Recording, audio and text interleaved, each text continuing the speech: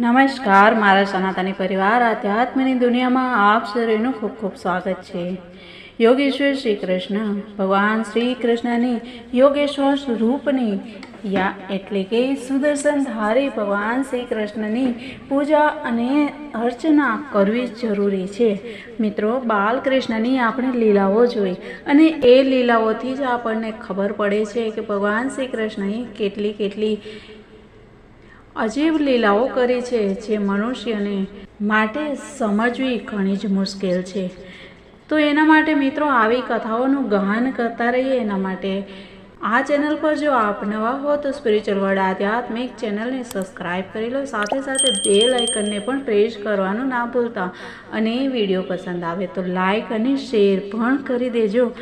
મિત્રો, આગળના વિડીયોમાં આપણે જોયું કે વિદ્યાધરના ભગવાને કઈ રીતે ઉદ્ધાર કર્યો અને હવે આજે જાણવાના છે આગળ કે એક દિવસ અલૌકિક કર્મ કરનાર ભગવાન શ્રી કૃષ્ણ અને બલરામજી રાત્રિના સમયે વનમાં ગોપીઓની સાથે વિહાર કરી રહ્યા હતા। ભગવાન શ્રી કૃષ્ણ નિર્મળ પીતાંબર અને બલરામજીએ નીલાંબર ધારણ કર્યું હતું। બંનેના કંઠમાં પુષ્પોની સુંદર માળા શોભી રહી હતી તથા શરીરમાં અંગરાગ સુગંધિત ચંદન લગાડી તેમને સુંદર આભૂષણો ધારણ કર્યા હતા। ગોપીઓ બહુ જ પ્રેમ અને આનંદથી લલિત સ્વરમાં તેમના ગુણગાન ગાઈ રહી હતી। હજી હમણાં જ સંધ્યાકાળ થયો હતો। આકાશમાં તારા દેખાતા હતા અને ચંદ્રમાનો પ્રકાશ પ્રસરી રહ્યો હતો। મલ્લિકાના સુગંધિત પુષ્પોથી મદોન્મત્ત થઈ અને ભમરાઓ ગુંજી રહ્યા હતા। આવા સુંદર વાતાવરણમાં ભગવાન શ્રી કૃષ્ણ અને બલરામજી બંનેએ રાગ છેડ્યો। એમનો રાગ સ્વરોના આરોહ અવરોહથી અત્યંત કર્ણપ્રિય લાગતો હતો, જે જગતના સમસ્ત પ્રાણીઓના મન અને કાનોને આનંદમાં તરબોળ કરનારો હતો। તેમનું આ ગાન સાંભળી અને ગોપીઓ મોહિત થઈ ગઈ અને ગોપીઓને પોતાના શરીરનું ભાન રહ્યું નહીં અને વસ્ત્રો અને અંબોડા પરથી ફૂલો પણ ખરી પડ્યા। જ્યારે શ્રી કૃષ્ણ અને બલરામ બંને ભાઈ આ પ્રમાણે વિહાર કરી રહ્યા હતા અને મસ્તીમાં ગાઈ રહ્યા હતા તે સમયે ત્યાં શંખચૂડ નામનો એક યક્ષ આવ્યો। તે કુબેરોનો અનુચર હતો। બંને ભાઈઓની નજર સામે તે ગોપીઓને લઈ અને ઉત્તર દિશા તરફ ભાગી ગયો। જેમના એકમાત્ર સ્વામી ભગવાન શ્રી કૃષ્ણ જ છે તે ગોપીઓએ ત્યારે રડી અને બૂમો પાડવા લાગી।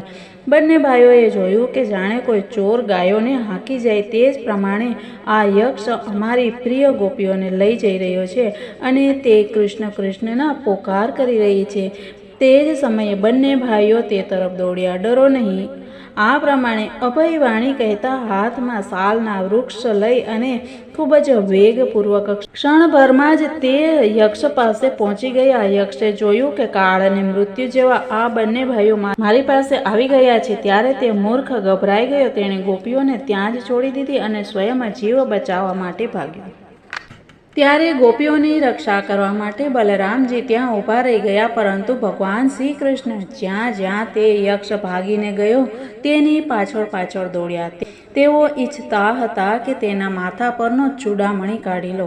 થોડે દૂર ગયા પછી ભગવાને તેને પકડી લીધો અને તે દુષ્ટના માથા પર જોરથી મુષ્ટિનો પ્રહાર કર્યો।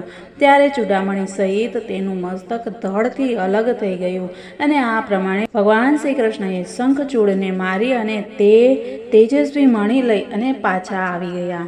મિત્રો, આ પ્રમાણે અનેક એવા ઉદાહરણો છે કે ભગવાને એમના અવતાર સમયે લીલાઓ કરી અને અસુરોનો સંહાર કર્યો। મિત્રો, આવી જ લીલાઓનું આપણે ગાન કરતા રહીશું। તો મિત્રો, મળીએ આવતીકાલે। ત્યાં સુધી બધાને જય શ્રી કૃષ્ણ, રાધે રાધે, ભારત માતાની જય।